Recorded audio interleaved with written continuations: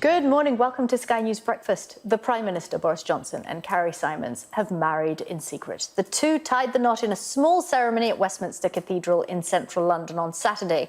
Downing Street has declined to comment on the reports, but MPs and ministers have sent their congratulations to the couple.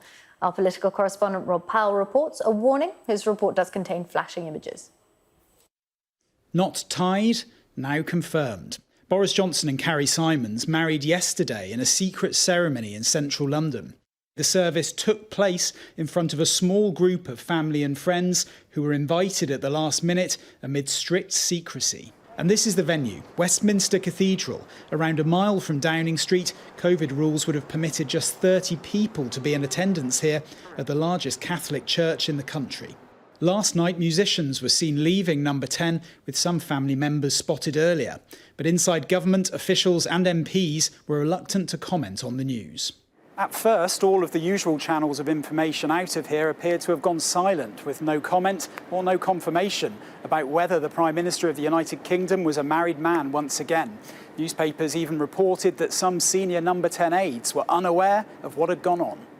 Rumours of a relationship between the couple first emerged in 2018, while the then Foreign Secretary was still married to his second wife. By the autumn of 2019, and with Boris Johnson now Prime Minister, the pairing was out in the open, with Carrie Symonds pictured celebrating the Conservatives' election win inside Downing Street. 2020 brought the announcement of the couple's first child, a baby boy named Wilfred, and the news that they were engaged. This will be Boris Johnson's third marriage and Carrie Symonds' first. And despite a colourful and much publicised private life, the Prime Minister still rarely opens up about what goes on behind closed doors. A reticence that seems to run against the reputation of this most public of politicians. Rob Powell, Sky News in Westminster. Right, well, let's speak to our reporter Aisha Zahud, who's down at Westminster Cathedral for us this morning. Aisha, so a secret ceremony, but lots of congratulations for the PM and Carrie. Yeah, we've seen lots of congratulations pour in from political figures. Now, the ceremony was tightly guarded and safely kept secret. It took place here at Westminster Cathedral yesterday afternoon amongst close family and friends. Of course, with COVID guidance, weddings are restricted to 30 people at the moment. Now, the couple got engaged back in December 2019 and welcomed their first son in April of last year. And it's Boris Johnson's third marriage. And it's the first time a Prime Minister will be married while serving in office. Now, we've seen a number of tweets pour in from political figures, so let's take a look at some of them. We had Arlene Foster, First Minister of Northern Ireland, say, "Huge congratulations to Boris Johnson and Carrie Symonds on your wedding today." Similarly, Conservative MP Therese Coffey said, "Congratulations, Boris Johnson and Carrie Symonds, on your marriage today." And then on the flip side, John Trickett, Labour MP and former Shadow Minister for the Cabinet Office, said, "Boris, secret wedding, a good way to bury this week's bad news. COVID, Indian variant, Dominic Cummings' testimony.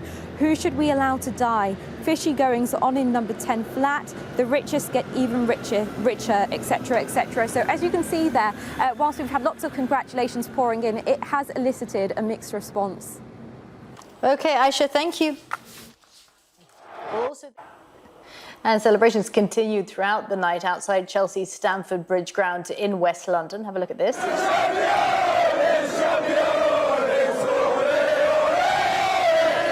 at it. London has just shut down because we have won the Champions League. And I hope it does not open for another week. Thousands flocked to the streets near the club's home ground and celebrated winning football's biggest club competition by hugging and singing songs long into the night. For months now, the government has set its sights on a full relaxation of restrictions in England from the 21st of June. But writing in The Observer this morning, Labour leader Sir Keir Starmer has said that the Prime Minister and his cabinet are too busy, quote, covering their own backs to properly counter the threat posed by the India variant. And with cases increasing across the UK, new research suggests the public may be becoming less confident about the roadmap relaxation date. New research from the polling company Opinium has found 43% of people now support the postponement of the June 21st lockdown easing.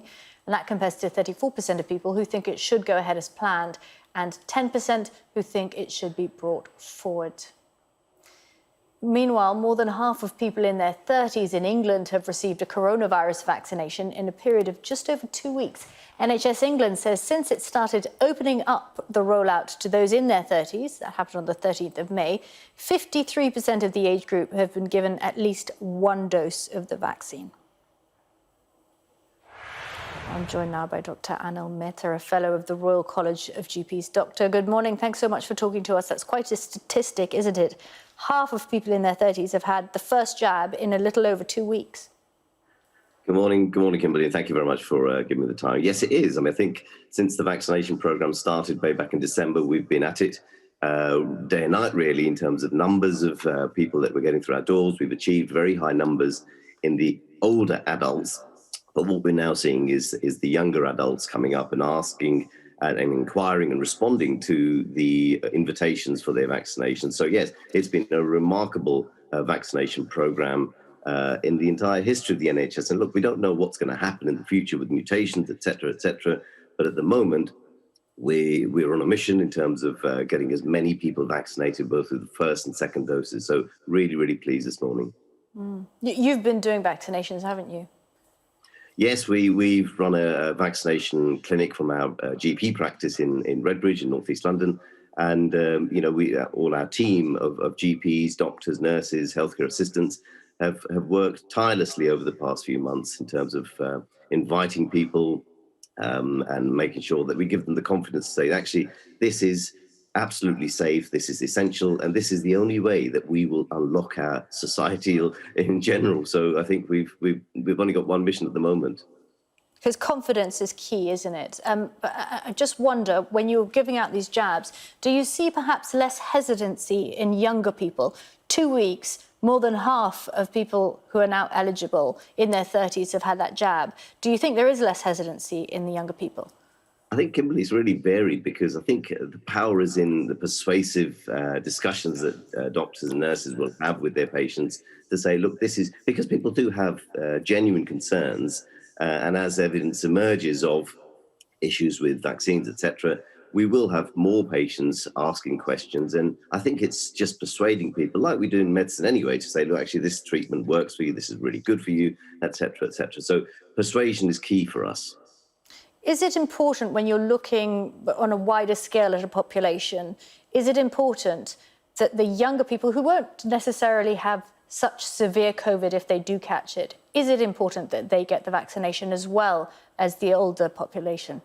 It is immensely important because we don't know what this asymptomatic carriage will create. We don't know whether we're able to pass this virus if we're not affected by it ourselves. So I think as we head towards the June 21st landmark, I think we need to be sure that as many people are vaccinated as possible. Younger people love going out, love enjoying themselves. So I think it's really important that they do get coverage with the vaccinations. What do you say to young people who aren't possibly coming forward because of the hesitancy and the concerns around the AstraZeneca vaccine? Well, what I tend to do is try and persuade them with the evidence, say, look, actually, the number of ill effects that you might get are this percentage. The number of vaccinations that have been provided so far are this number. And let's look at it from a global perspective, see how many people have suffered and sadly passed away with this disease. And I kind of think that persuasion is key for me and my team of doctors and nurses in the practice. Do you offer them a different jab if they do come in and they're a certain age? At the moment, well, I mean, I think we're advised by the JCVI that if you're under 40 now, we offer you a Pfizer vaccination. But I mean, we don't actually have the ability to offer people what they want at the moment, apart from the given guidelines.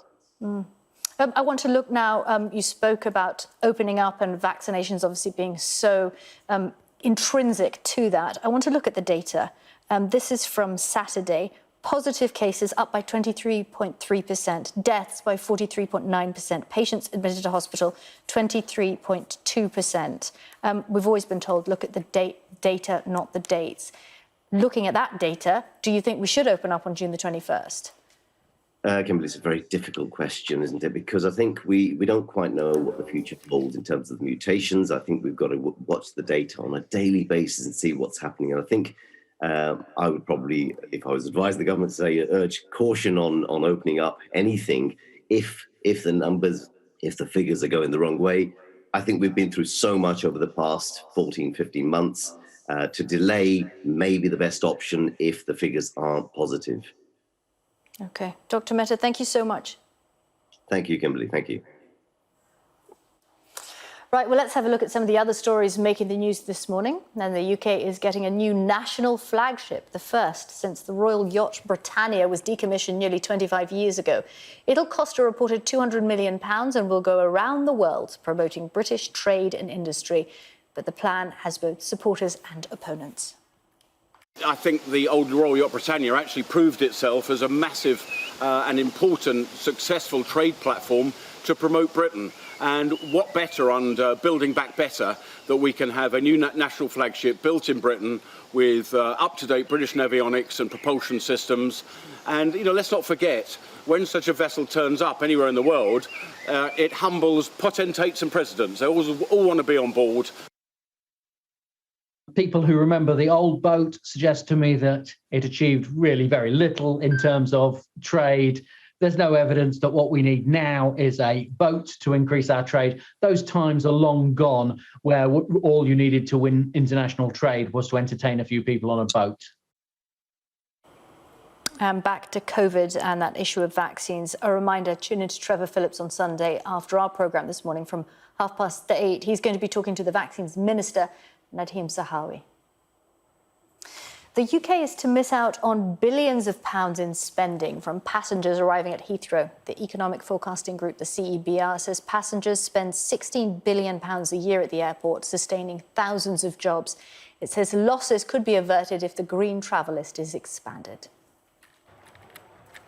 Thousands of people in Brazil have staged nationwide protests against President Jair Bolsonaro and his response downplaying the pandemic. Brazilians protested in at least 16 cities across the country. The president's popularity has plummeted as well, with the number of deaths approaching 500,000. Now, if it's true that we're heading into a summer heat wave, many people will be looking towards Britain's wild swimming beauty spots to cool off. But rivers across the UK are not subject to the same public health testing as Britain's coastal waters, and sewage is regularly released into them. Sky's Charlotte Lomas-Farley reports. Swimming season has arrived here at Worley Weir near Bath, but you might think twice before getting in for a dip, as high levels of sewage and chemicals are plaguing rivers across the country. Today, because we've had some quite heavy rainfall after the last week, when you actually go and look at the river, you can see that it's quite murky and brown. If you come here on a really nice day in the summer when we've had dry weather, you can actually see the riverbed, but you can't see that today. So on a day like today, probably wouldn't put my face in the water. The problem of pollution is getting worse. One reason is that sewers are struggling to cope with even light rainfall. There's such a large quantity of water gets washed off hard surfaces that the sewers get filled up and then they're beyond capacity, and they're either going to back up into people's homes or it has to be released into rivers. And so that's raw sewage coming into our rivers, which I think is unacceptable when people want to go swimming in them. And as more and more people embrace wild swimming, the pressure is on to make the water safe. Johnny Palmer, who owns the land here, is applying for special bathing status. This would mean the quality of the water is regularly checked. Once we've got designated bathing water status, they're going to test it and know what's happening with the sewage, and then the Environment Agency should issue enforcement action against upstream polluters like water companies or farmers or irresponsible businesses. So they'll be compelled to take action against the polluters. Hundreds of rivers in France have been declared safe to swim in, but only one river here in the UK, the River Wharfe in Ilkley, has been granted bathing status, which means its water is monitored regularly. We're going to see a sonde which measures water quality parameters. But measuring water for bathing status is costly and complex. some water companies say they have better ways to improve quality.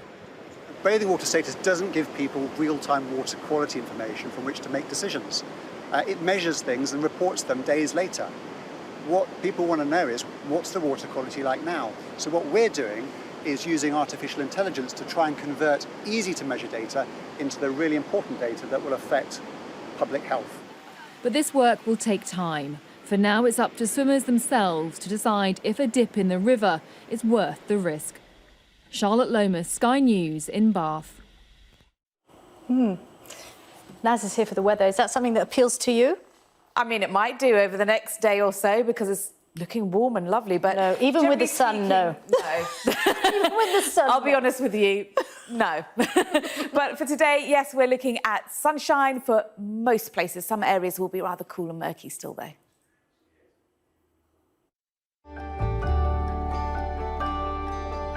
Look forward to brighter skies. The weather, sponsored by Qatar Airways.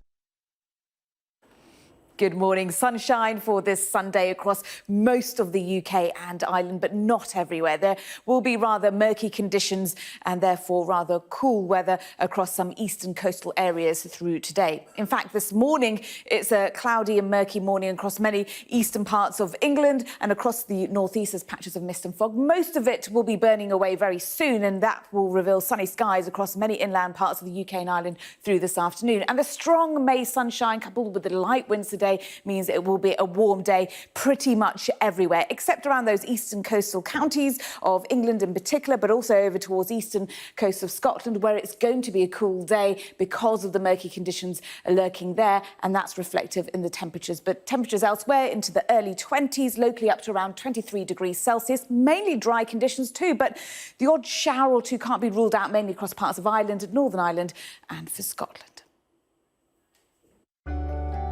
The weather, sponsored by Qatar Airways. Still to come, we have the sport with Rob. What a game. You watched it in Croydon, right? I did watch it in Croydon, yeah, and those Chelsea fans were very, very happy indeed. I suspect there might be a few sore heads this morning, but all worth it, I imagine, because they won the Champions League against Manchester City. Reaction from that game on the way, plus how Brentford boss Thomas Frank carried them into England's top flight for the first time in more than 70 years. And a fiery end to the Catalan Dragons game against Wigan Warriors.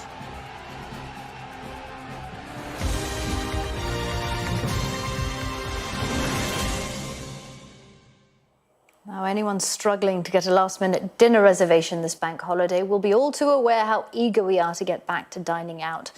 But research from UK Hospitality says the industry is facing a recruitment crisis, with many reluctant to return to work. Sky's Shaman Freeman-Powell reports. It's lovely to have all our customers back. I mean, we're so lucky and we're so blessed after 55 years in the same place that we've built up such goodwill with all our customers. And it's so nice to have everybody flooding back and just being so happy with everything. It's a bank holiday weekend and pubs, bars and restaurants are fully booked, with customers finally able to eat and drink indoors. I'm really sorry, we're in the middle of lunch service at the moment, it's just very busy. Okay. But whilst punters are desperate to dine, the industry has struggled to find people to serve them in the wake of a recruitment crisis. I've never known any of this stuff. The problem that we've really got is that the fact that all the restaurants up and down the country opened up on the same day. And then after 4 months of effectively no activity, everyone's struggling around trying to find staff, trying to find kitchen equipment, trying to find food, wine, produce. And it's not just COVID restrictions they have to contend with. The real issue is a combination of things. It's sort of a perfect storm of Brexit, COVID and furlough. 80% of our members are reporting that they have vacancies at the moment, and some of them are reporting that they are struggling to fill those vacancies. So a vacancy rate of 9%, that means we are short of about 180,000 workers across the UK. Brexit has also contributed to staff shortages as EU workers opt to stay in their home countries. I can place ads on certain job boards. You would always get some response. We're getting zero. Nobody is responding, and that is most unusual. I've not seen that before. The government says it's doing everything it can to support hospitality to recover, following the reopening of indoor venues in England earlier this month. Shimon Freeman-Powell, Sky News. Well, joining me now is Selin Kiazin, the co-owner of the Turkish restaurant Oklava. Selin, thank you so much for joining us. How are you finding recruitment? A bit of a nightmare. It is a complete perfect storm at the moment of Brexit and the pandemic, everyone having been on furlough. I think it's many people, chefs and front of house workers, have all left the industry, perhaps had time to sort of reflect on what it is that they want to do with their lives, and perhaps decided that, hospitality is not for them. I think that's one of the things as well. And also, obviously, when the first lockdown happened, many people, whether they were from Europe or, further afield from Australia or New Zealand, we used to get lots of workers from there as well. They all went back home. Why do you think they're finding that it's not for them when they have time to reflect on it? Do you think it's because there's such little job security in the industry? Yeah, I think that's definitely one of the things. If we're honest, I think that we all know that it's a very tough industry. It's very demanding. There are long hours, and the pay is not always great because restaurants work on such fine margins. And I think as an industry, we all need to really stop and look at what's going on and kind of make amendments to kind of draw more people in to see this as a career, not just as a sort of stopgap while they're doing whatever it is that they're going to be doing next. I was reading one survey that in some cities there are as many as 10 jobs going for one person. What are the figures that you're looking at? You opened your restaurant, 2015 in Shoreditch. From then and now, what does it look like? Yeah, well, there is a huge difference. To be absolutely honest, once the referendum happened, immediately we saw a decline in CVs coming through anytime we posted job ads. But we were still able to recruit over the years. But now it is absolutely diabolical. You'll post an ad and you get very, very little people applying, if any at all.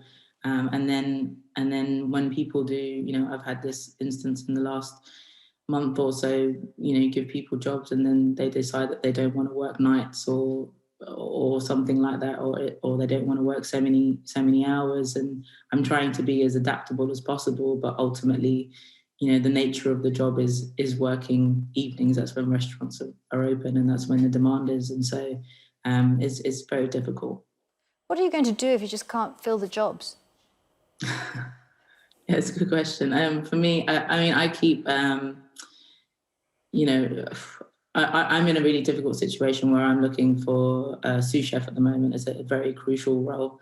And I have a number of new people that we're training up in kind of senior positions. And so with all of that going on, I've tried to create, this great menu and been very excited about it, but we're having to every week kind of pull back that menu a little bit and simplify it. And that's what I'll continue to have to do until we can find staff basically who can cook, worst case scenario, I think as well, that we have to sort of end up limiting bookings on certain nights and things, but we obviously don't want to do that. And that would be in a very desperate kind of case scenario because there is such a demand for people to go out and we are fully booked for most weeks. So we don't want to be turning away customers, certainly.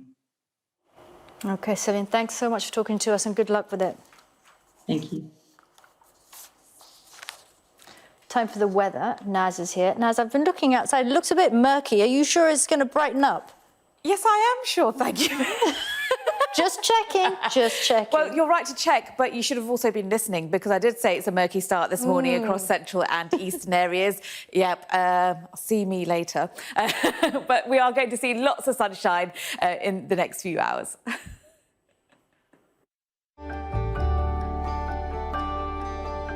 Look forward to brighter skies. The weather, sponsored by Qatar Airways. Good morning. Lots of sunshine for this Sunday across the UK and Ireland.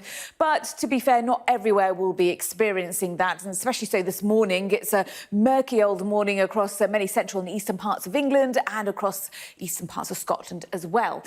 But the mist, fog and low cloud across these areas that's rolled in off the North Sea through the night will begin to retract back and burn away towards the coastal areas. So coastal areas of eastern England and eastern Scotland will continue to be rather murky and cool through this afternoon. Temperatures will be reflective of that as well. But elsewhere, temperatures will respond with the strong May sunshine that's going to be developing everywhere. In fact, it's sunny for most places this morning anyway. And with the light winds too, temperatures could get up to around 23 degrees Celsius locally. Mainly dry too, but a few isolated showers across the north and west. And then over the next few days, temperatures go higher and higher. The weather, sponsored by Qatar Airways. 7:42 now. Coming up next, we'll look at the papers with Ellie Green. She's from the think tank Policy Exchange, and the journalist and broadcaster Henry Bonsu.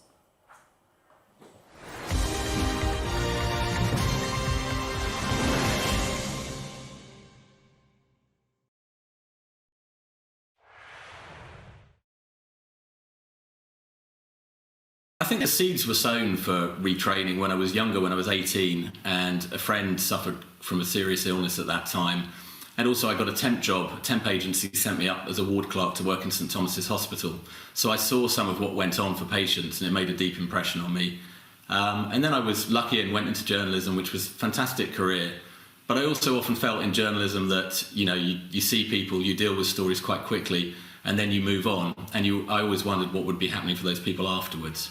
So I think that was the kind of thing that pushed me towards medicine.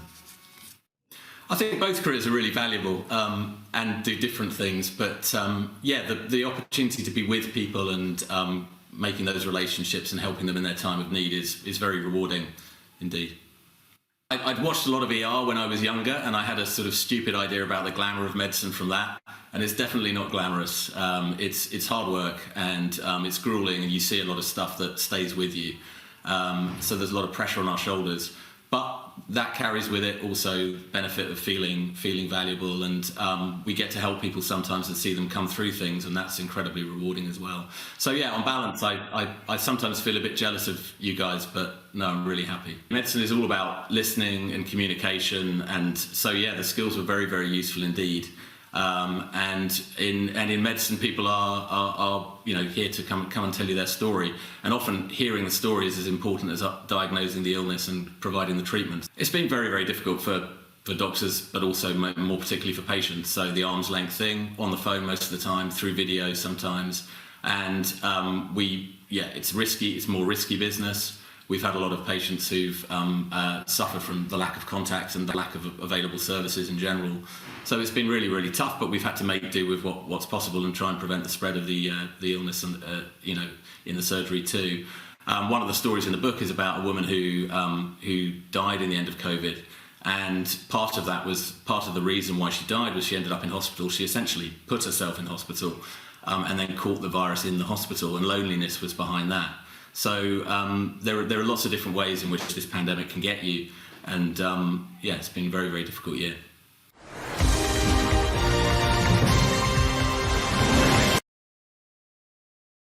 Hello, my name is Nadia Frontier. My name is Ryan Matthews.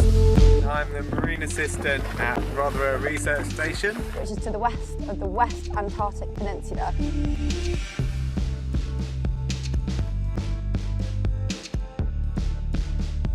So far I've been here for 5 months, and it is an absolutely wonderful experience.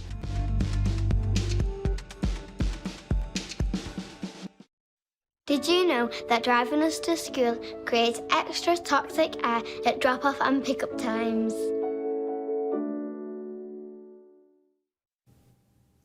Murky conditions will burn back to eastern coasts by midday, leaving most of the UK and Ireland with a good deal of sunshine for this afternoon.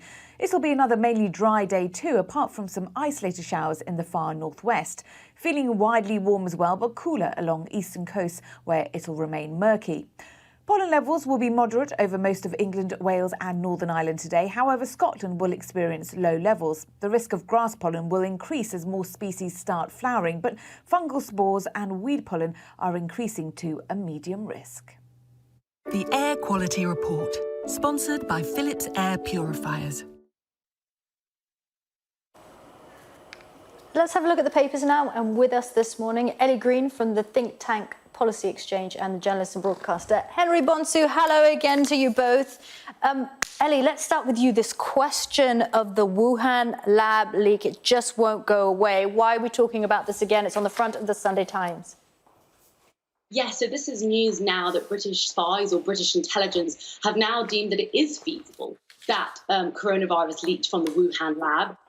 This is following on from reports that three researchers at the Wuhan Institute of Virology got sick back in November 2019 and were treated in hospital. And so this is again giving fuel to the fire of what was previously at the start of the pandemic deemed almost a conspiracy theory that coronavirus could come out of this Wuhan lab.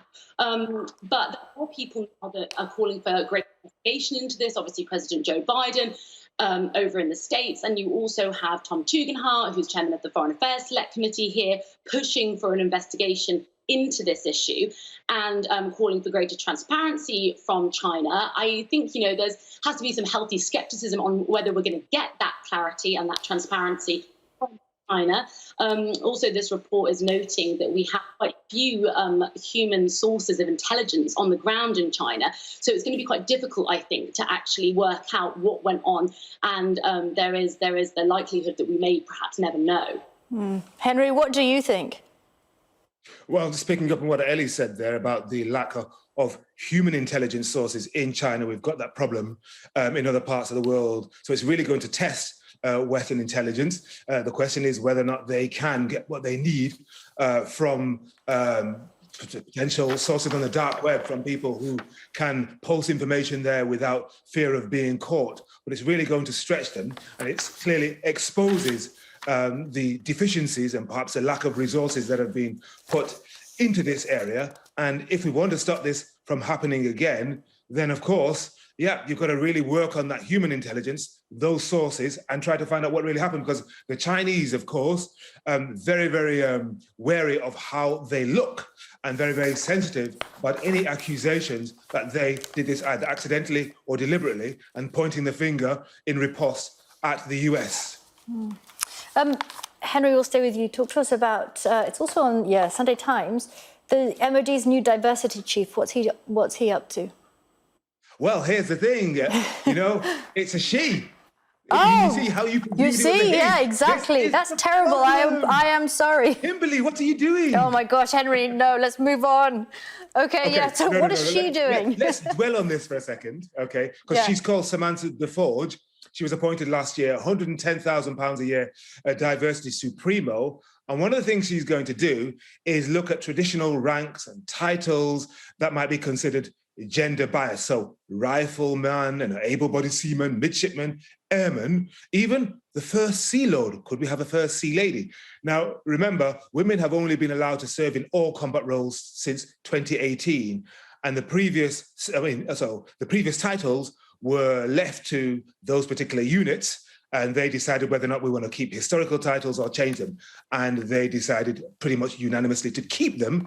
But now the new director of diversity, etc., and equality has said we must look at this again. And so it's the Sunday Times speculating as to what she might do and which titles might be in her sights. Yet another front, you might say, in the culture wars, but this time in the military. Interesting. Okay, we'll keep an eye on that one. Ellie, what's going on still? Sunday Times, victims will be able to get their phone back after a day to boost rape convictions. What is this about? Yeah, so I think this is definitely welcome news that rape victims will be getting to get their phone back very quickly now. This is in an effort to increase the convictions for for rape, and to also alleviate the distress for a lot of women and men also who then have to give up their phones and feel that they're very violated by that process. I mean, there's a mention in here that one woman had her phone taken away from her for 2 years. So this is a really serious issue. And also, I think the police are trying to commit to the fact that they're going to act quicker and they're going to do something to increase this rate of conviction, which over the last 5 years has fallen dramatically from, I believe, 8.3% to 1.5%, which is just absolutely shocking. So there's a real effort here to make it much better for victims and encourage victims to come forward and to try and, as I said, alleviate a lot of the distress around obviously what is such a traumatic experience and the increased trauma of then going through this whole police investigation. Let's go to the Express, Henry. So much was being discussed about this licence fee, and then, of course, with the Martin Bashir revelations, it came out again with that report. They do have a review, a half-term review next year, but campaigners are calling now for a vote or a referendum about the licence fee. Yeah, well, it's important to say which campaigners. It's defund the BBC. I'm not sure how many people belong to that, but they are listened to and are frequently quoted by certain newspapers, and the Sunday Express has done a telephone poll. 98% of its readers want the BBC to lose the licence fee. Not much surprise there. But that campaign group says that the Martin Bashir affair shows that the BBC is out of touch, it's arrogant and beyond reform. And just an interesting statistic, the Public Accounts Committee has reported that around 200,000 more households each year decide not to pay the licence fee. And I think not paying it has now been decriminalised. The big concern is if the BBC and the way in which it's funded is changed, then how much money will it lose?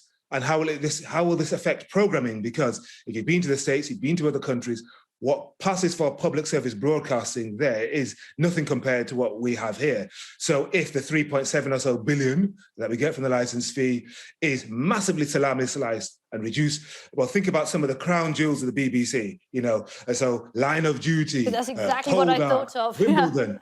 We will not have these programmes and we will start complaining. Ellie, what do you think? Do you think it's going to be scrapped? Well, I mean, there has obviously been increasing calls for that. I don't think that hopefully the BBC is beyond reform. I think we all love the BBC and would like to see it working in the best way possible. But yeah, I think that decriminalising it was a good step. And I think that ultimately we may be on the road to that with the increase in subscription services and everybody using Netflix and different things now. I think we may see a difficulty in maintaining it for much longer. Okay. Can I add one more thing? Go ahead. Yeah, okay. So people are saying that BBC is out of touch and arrogant and beyond reform. But we say that about pretty much every British institution, or English, Church of England, the police. But that report... There are so many institutions, judiciary, we say the same thing. Much of this debate is about that report, isn't it, into the whole Diana interview, and it was extremely damning. It was extremely damning, but let's remember this was one particular programme and one particular interview out of the whole ecology of the BBC. So many of the other programmes don't have that kind of structure. And yes, ultimately they have the same Director General, Board of Governors and now Ofcom, but you can't attack the whole of the BBC programming empire, or let me not use the word empire, programming universe for what a particular group of people did. OK, we're going to leave the BBC there. Ellie, very briefly, hot. Yes, this is the very welcome news that we're apparently going to see 6 heat waves this summer. So let's see if that pans out. Obviously, the Daily Star being very optimistic about what we have to hope for over the coming months. And I think everyone will be harking back to what we had last year, obviously deep into the pandemic. But we did have that really great summer. So let's hope that they're right and that we are going to see some great weather. Yeah, let's hope. Ellie, Henry, it's really been such fun. Thank you so much. Have a great Sunday. Thank you. Thanks. Still to come on Sky News Breakfast, we'll have the latest reaction to the news that the Prime Minister and Carrie Symonds have tied the knot.